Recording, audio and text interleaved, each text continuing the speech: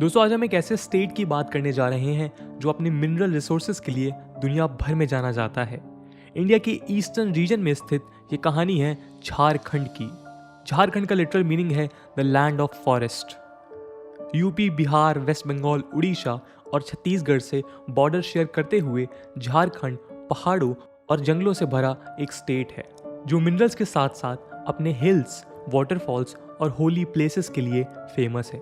दोस्तों आज इस वीडियो के माध्यम से हम झारखंड पे चर्चा करेंगे। हम जानेंगे झारखंड के पोटेंशियल और कैपेबिलिटीज को। साथ ही इतने रिसोर्सेज के बावजूद झारखंड के अंडर डेवलप्ड रह जाने के कारणों पर भी हम नजर डालेंगे।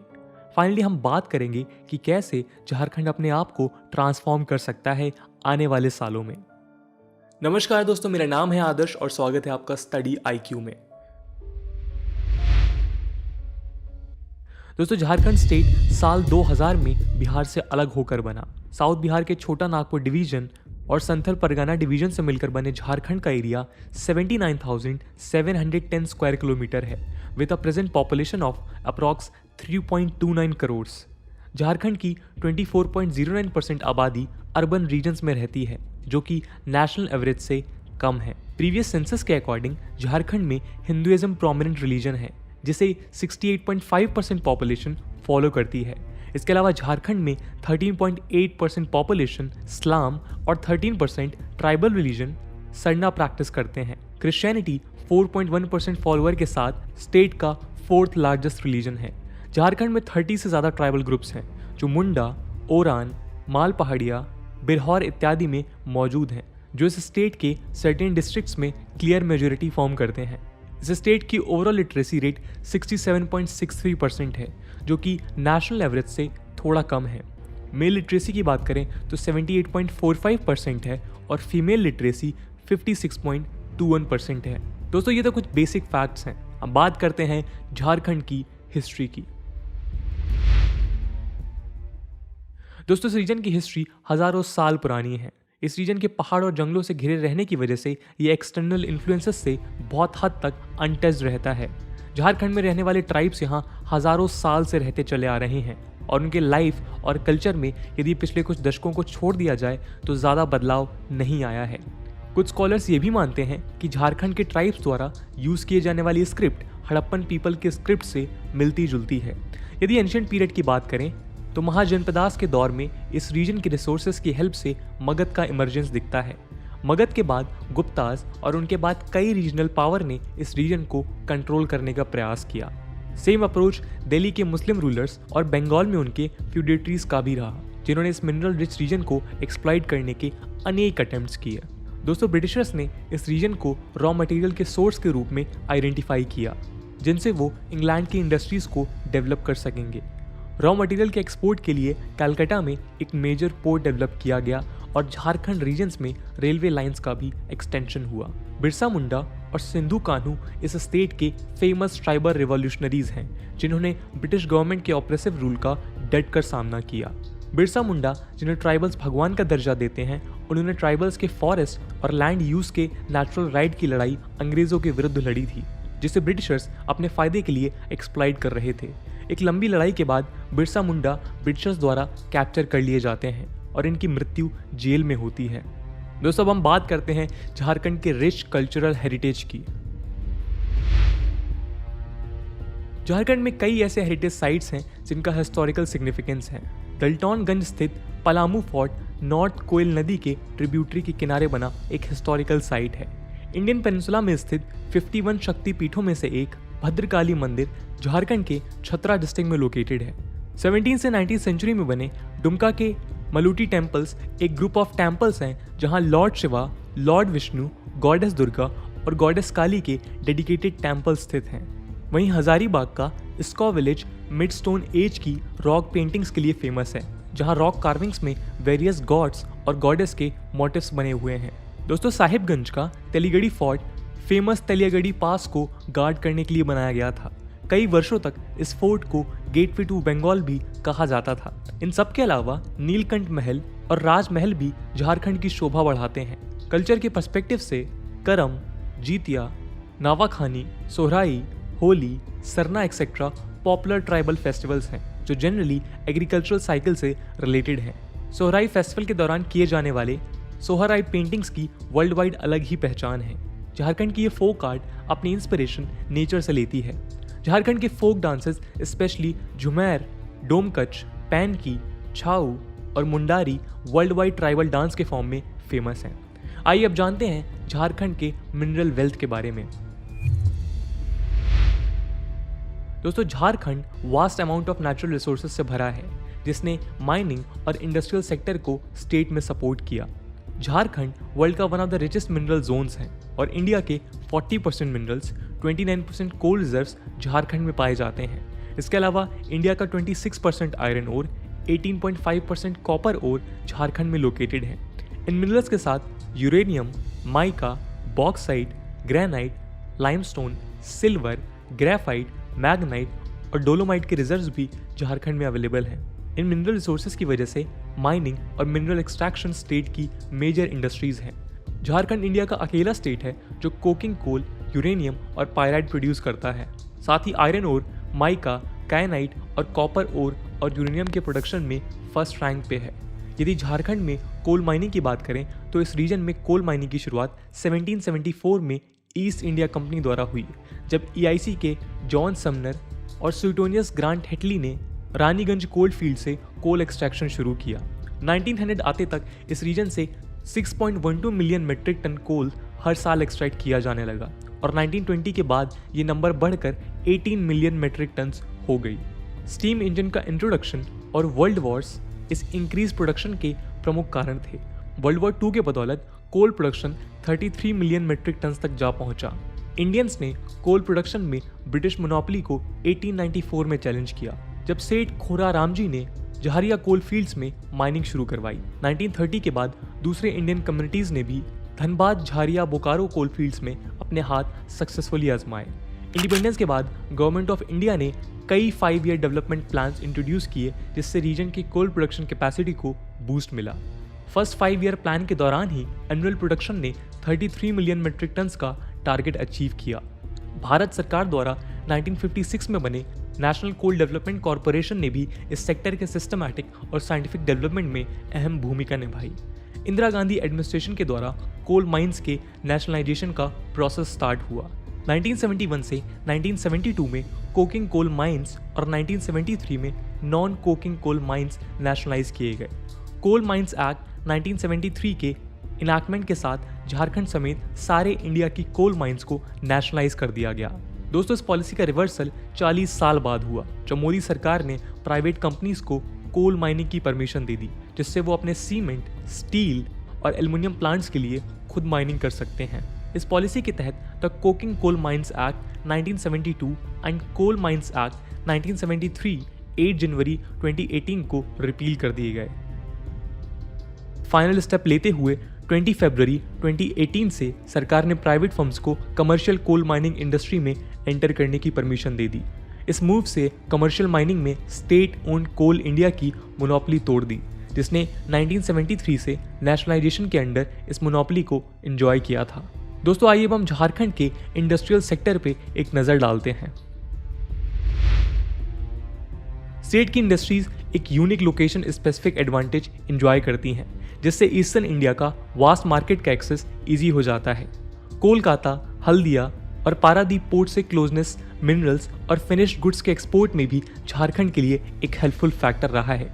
दोस्तों, इंडस्ट्रीज के टर्म्स में झारखंड कई मीडियम और हैवी मिनरल बेस्ड इंडस्ट्रीज को सपोर्ट करता है। स्टेट में इंडस्ट्रीज की शुरुआत 1907 में श्री जमशेदजी टाटा द्वारा टिस्को की शुरुआत के साथ हुई, जिसको ईस्ट सिंहभूम डिस्ट्रिक्ट के साक्षी में स्टैब्लिश किया गया। इस प्लांट में 1911 से प्रोडक्शन स्टार्ट हो गया था।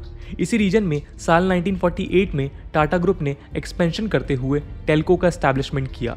आगे चलकर जमशेदजी टाटा के ऑनर में साक्षी का नाम जमशेदपुर कर दिया गया। आज ये रीजन टाटा नगर के नाम से पूरी दुनिया में इंडस्ट्रियल रीजन के तौर पे फेमस है। गवर्नमेंट ऑफ इंडिया ने स्टील अथॉरिटी ऑफ इंडिया के थ्रू सोवियत यूनियन से कोलैबोरेशन करते हुए 1964 में बोकारो स्टील प्लांट का एस्टैब्लिशमेंट किया।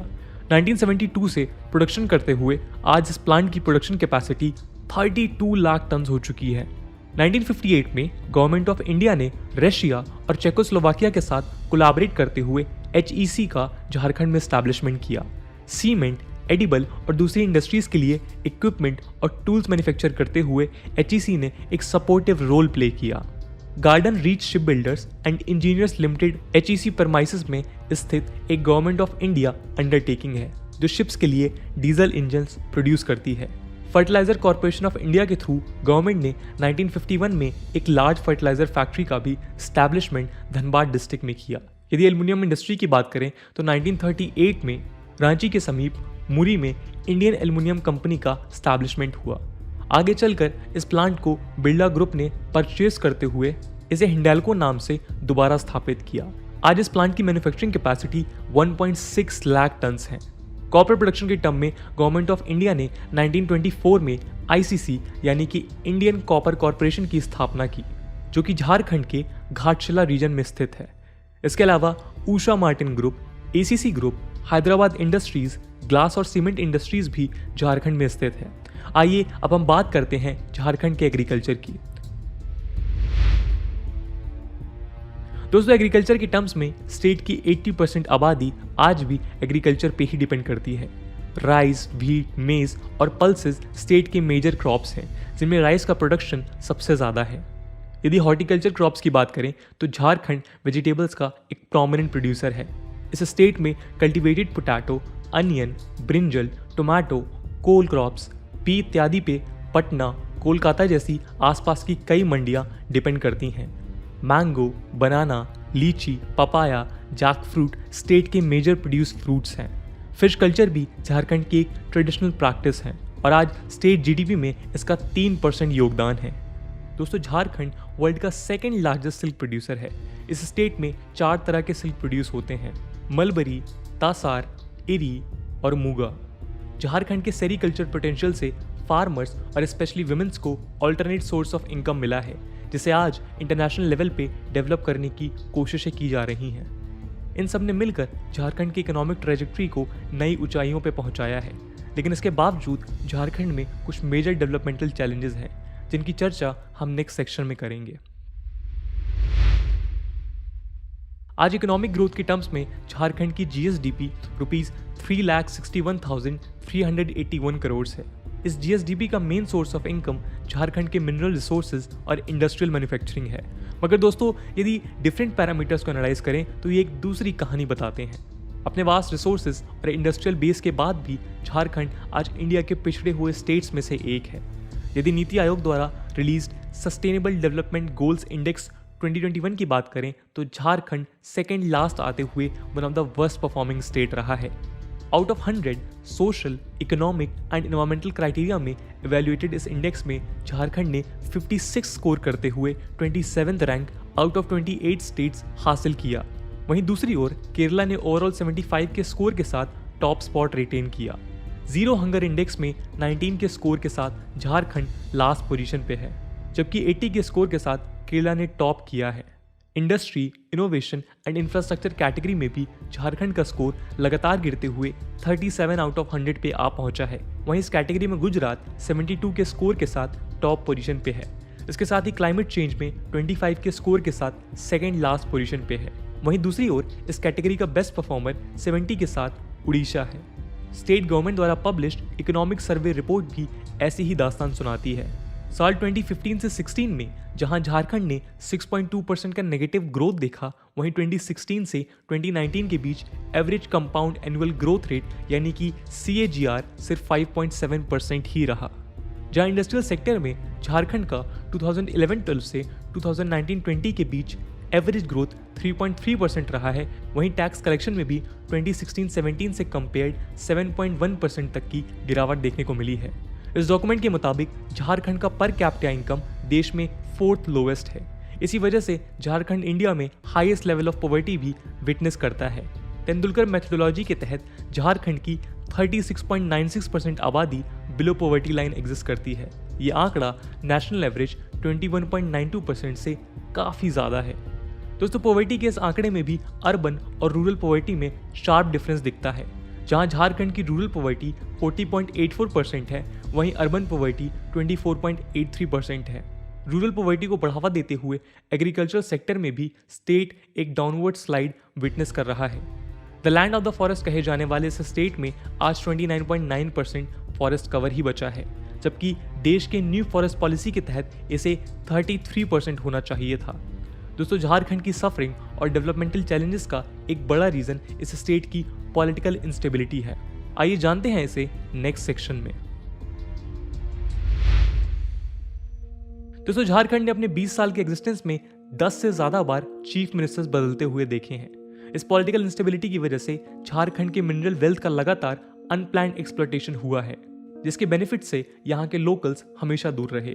झारखंड एक वेल नोन फिनोमिनन रिसोर्स कर्ज का एक जीता जागता सबूत है, जहां रूलिंग एलिट्स नेचुरल रिसोर्सेज की लीज से huge amount of money earn कर रहे हैं। वहीं इसके बदले यहाँ की लोकल पॉपुलेशन को रिवॉर्ड के तौर पे डिस्प्लेसमेंट और डेवलपमेंट पैराडाइम की पेरिफेरी नसीब होती है। स्टेट की weak institutional mechanism, lack of effective governance और इन सब के साथ नक्सलिज्म ने झारखंड को अंडर डेवलपमेंट और हाई पॉवर्टी जोन में धकेल दिया है।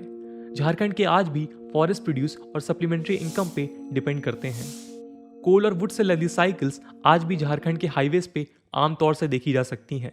इस सफरिंग में स्टेट के डोमिनेंट लोग और कॉन्ट्रैक्टर्स ने भी अहम भूमिका निभाई है। जंगलों में अपने इलीगल वर्क्स के लिए पहले तो वो ट्राइबल्स को फोर्स करते हैं और गवर्नमेंट एक्शन के समय खुद को उनसे अलग कर उन्हीं ट्राइबल्स पर कानूनी कार्रवाई भी करवा देते हैं। फॉरेस्ट से अपना फायदा बनाए रखने के लिए इन लोगों द्वारा ट्राइबल्स को उनके जंगलों के साथ प्रोटेक्टिव रिलेशनशिप बनाए रखने से भी रोका जाता है। झारखंड के डेवलपमेंटल चैलेंज में सबसे बड़ी बाधा लंबे समय से चली आ रही इकोनॉमिक डेप्रिवेशन है, जिससे यहाँ के लोगों ने फेस किया है और इस स्टेट को पॉवर्टी स्ट्रिकन बना दिया है। झारखंड के आज भी कई डिस्ट्रिक्ट्स में जहां एक तरफ ह्यूज मिनरल वेल्थ है, वहीं दूसरी तरफ स्टारवेशन से डेथ विटनेस किए जाते हैं। साथ ही स्टेट आज भी अपने टेनेंसी लॉस से जूझ रहा है। कॉलोनियल एरा में बने ये tenancy laws Chota Nagpur tenancy act and Santhal Pargana tenancy act, जो लोकल्स को आइडेंटिफाई करते हुए लैंड और प्रॉपर्टी पे स्पेशल क्लेम्स प्रोवाइड करते हैं, आज भी कई अमेंडमेंट्स के बाद डिस्प्यूटेड हैं। इस सिनेरियो को ठीक करने के लिए सरकार ने कई स्टेप्स उठाए हैं। देखते हैं हम इन स्टेप्स को नेक्स्ट सेक्शन में। दोस्तों, झारखंड के डेवलपमेंट के लिए आज सेंट्रल और स्टेट गवर्नमेंट दोनों ही पहल कर रही हैं। 2017 में गवर्नमेंट द्वारा इनॉग्रेटेड साहिबगंज ब्रिज 21.85 किलोमीटर लंबा एक प्रोजेक्ट है, जो कंप्लीट होने के बाद झारखंड और बिहार के बीच सीमलेस इंटरस्टेट कनेक्टिविटी प्रोवाइड करेगा। इस प्रोजेक्ट के साथ साहिबगंज ब्रिज गंगा नदी पे बना one of the longest bridge होगा। 2015 में कंप्लीट हुई हजारीबाग रांची एक्सप्रेसवे रांची को पटना से कनेक्ट करते हुए कॉरिडोर का इंपॉर्टेंट पार्ट है। इस प्रोजेक्ट को फर्दर एक्सटेंड करते हुए बाहरी जंक्शन को गोल्डन क्वाड्रिलेटरल के दिल्ली कोलकाता लिंक NH2 पे लाई करता है। उसे बहारागोरा जो कोलकाता मुंबई लिंक यानी कि NH6 पे लाई करता है। उसे लिंक करने का ग्रेटर प्लान है, जो आज ऑलमोस्ट कंप्लीट हो चुका है। पॉवर्टी और माल न्यूट्रिशन को इरेडिकेट करने के लिए स्टेट गवर्नमेंट ने सामार यानी कि strategic action for elevation of mall nutrition and anaemia reduction campaign launch किया है। एजुकेशन की नीड को समझते हुए झारखंड एजुकेशन प्रोजेक्ट काउंसिल द्वारा लॉन्च्ड स्टेम यानी कि science, technology, engineering and mathematics lab चालू हुई हैं, जो कि सराहनीय है। इस स्कीम के तहत स्टूडेंट्स में क्रिटिकल और एनालिटिकल थिंकिंग डेवलप की जाएगी। एक world class multi modal terminal Sahibganj में बनाया गया है, जिसके साथ वाटरवे का डेवलपमेंट प्लान्ड है। 2019 से ऑपरेट करता हुआ ये टर्मिनल आज एक नेशनल एसेट की तरह झारखंड से वाटरवे रूट के थ्रू ट्रेड को सपोर्ट कर रहा है। इस टर्मिनल के साथ stock yard, conveyor belt system, barge loaders, roads और रैम्प्स भी डेवलप किए गए हैं। वाराणसी हल्दिया के बाद ये देश का दूसरा मल्टी मॉडल टर्मिनल है। स्टेट बजट 2019-20 के अंडर स्टेट गवर्नमेंट ने 2 न्यू स्कॉलरशिप, मुख्यमंत्री मेधा छात्रवृत्ति योजना और मुख्यमंत्री विद्या लक्ष्मी उच्च शिक्षा प्रोत्साहन को लॉन्च किया है, जिससे ब्लॉक, डिस्ट्रिक्ट और स्टेट लेवल पे कंपटीशन के थ्रू चुने गए बच्चों को स्कॉलरशिप प्रोवाइड की जाएगी। फार्मर्स के डेवलपमेंट के लिए भी झारखंड गवर्नमेंट कई स्टेप्स ले रही है, जैसे झारखंड किसान फसल राहत योजना, झारखंड कृषि ऋण माफी योजना इत्यादि। गवर्नमेंट इन स्कीम्स के साथ गवर्नमेंट स्टेट में इन्वेस्टमेंट अट्रैक्ट करने के लिए भी कई स्टेप्स ले रही है। इंडस्ट्रियल पॉलिसी 2012 के तहत गवर्नमेंट आज कई फिस्कल और पॉलिसी इंसेंटिव्स इंडस्ट्रीज को प्रोवाइड कर रही है। स्टेट ने IT और स्पेशल इकोनॉमिक जोन्स के रिगार्डिंग भी कई पॉलिसीज फॉर्मुलेट किए हैं, जिससे स्टेट में इंडस्ट्रियल इंफ्रास्ट्रक्चर का ग्रोथ होगा। पहला product specific automobile and auto component special economic zone Adityapur में सैंक्शन कर दिया गया है। साथ ही स्टेट गवर्नमेंट ने अडानी पावर्स को गोड्डा डिस्ट्रिक्ट में स्पेशल इकोनॉमिक जोन के लिए अप्रूवल देते हुए लैंड एलोकेट कर दिया है। झारखंड एनर्जी पॉलिसी 2012 के तहत स्टेट में रिलायबल और क्वालिटी पावर सप्लाई इंश्योर करने की कोशिशें की जा रही हैं। आज झारखंड ने 100% रूरल इलेक्ट्रिफिकेशन अचीव कर लिया है और 2022 तक स्टेट को एक इलेक्ट्रिसिटी सरप्लस स्टेट बनाने की प्लानिंग की जा रही है। इंडस्ट्रियल वर्कफोर्स प्रोवाइड करने के लिए झारखंड गवर्नमेंट ने डिस्ट्रिक्ट वाइज स्किल मैपिंग कर डेटा पब्लिश करने के सिस्टम लॉन्च किए हैं। स्टेट की टूरिज्म पोटेंशियल को भी टैप करने के लिए गवर्नमेंट कई मेथड्स अपना रही है। स्टेट टूरिज्म पॉलिसी 2020 लॉन्च करने के साथ स्टेट गवर्नमेंट इस सेक्टर में भी प्राइवेट इन्वेस्टमेंट अट्रैक्ट करने के प्रयास में है। टूरिस्ट सर्किट्स को religious tourism, eco tourism, cultural tourism, rural tourism, craft tourism, adventure tourism etcetera में कैटेगराइज कर ट्रैवलर्स के स्पेसिफिक नीड को काटर करने की कोशिशें की जा रही हैं। इन सब के साथ अनसेटल्ड टेनेंसी और डोमिसाइल इश्यूज पे भी गवर्नमेंट लगातार काम कर रही है, जिसमें हर पक्ष की बात समझते हुए ओवरऑल और इक्विटेबल डेवलपमेंट का रास्ता निकाला जा रहा है। दोस्तों, इन अप्रोचेस की हेल्प से झारखंड डेवलपमेंट के रास्ते पर और तेजी से चलेगा, लेकिन अब भी कुछ सेक्टर हैं जहां गवर्नमेंट के इनिशिएटिव्स लैग करते हैं, जहां क्वालिटी एजुकेशन, क्वालिफाइड टीचर्स की कमी की वजह से आज भी झारखंड के लिए एक सपना है। वहीं गवर्नमेंट स्कूल्स आज सिर्फ मिड डे मील सेंटर बन के रह गए हैं। साउंड एजुकेशन सिस्टम झारखंड को एक स्किल्ड और एजुकेटेड वर्कफोर्स प्रोवाइड करा सकता है, जो स्टेट में प्रेजेंट एंड अपकमिंग इंडस्ट्रीज को वर्कफोर्स प्रोवाइड करेंगी। स्टेट के प्राइमरी और कम्युनिटी हेल्थ सेक्टर को भी गवर्नमेंट की हेल्प की जरूरत है। लोकल लेवल गवर्नमेंट जैसे पंचायत को फर्दर एम्पावर करने से कई local level issues grassroot level पे ही सॉल्व हो सकते हैं। स्टेट लेजिस्लेटिव असेंबली में सीट्स इंक्रीज कर गवर्नमेंट पॉलिटिकल स्टेबिलिटी इंश्योर कर सकती है। अपने 3 present industrial areas Adityapur, Bokaro और रांची को एक्सपेंड करते हुए स्टेट गवर्नमेंट दूसरे डिस्ट्रिक्ट्स के भी इंडस्ट्रियल बेस को मजबूत बना सकती है। Easy land acquisition, development of infrastructure facilities जैसे roads, water supply, electricity coverage etcetera के माध्यम से स्टेट के ग्रोथ को बूस्ट प्रोवाइड किया जा सकता है। अपने रिसोर्सेज के साथ झारखंड में स्पोर्ट्स पोटेंशियल भी है, जिसे एक्सप्लोर किया जा सकता है। Cricketer MS Dhoni, archer Deepika Kumari, hockey player Jaipal Singh, hockey player Asunta Lakra, mountaineer Premlata Agarwal Jharkhand द्वारा देश को दिए गए कुछ प्रोमिनेंट स्पोर्ट्स पर्सन हैं। ओलंपिक 2020 दीपिका कुमारी के साथ झारखंड की 2 हॉकी प्लेयर्स निक्की प्रधान और सलीमा तेते ने भी हिस्सा लिया था। तो दोस्तों, ये थी कहानी झारखंड की। अपने लोकेशन और मिनरल बेस की वजह से आज भी ये region huge developing potential possess करता है, जिसे यदि प्रॉपरली टैप किया जाए तो सिर्फ ये स्टेट ही नहीं बल्कि पूरी इंडिया की ग्रोथ में एक बहुत बड़ा रोल प्ले करेगा। दोस्तों, झारखंड को लेके आपका क्या ओपिनियन है और हमारी स्टेट सीरीज में अगला स्टेट कौन सा होना चाहिए, कमेंट सेक्शन में ज़रूर बताइएगा। आज की वीडियो के लिए इतना ही। आई होप आपको वीडियो पसंद आई होगी, और अगर पसंद आई है तो अपने दोस्तों के साथ शेयर करना मत भूलिएगा। हम मिलते हैं अगले वीडियो में, तब तक के लिए जय हिंद, जय भारत।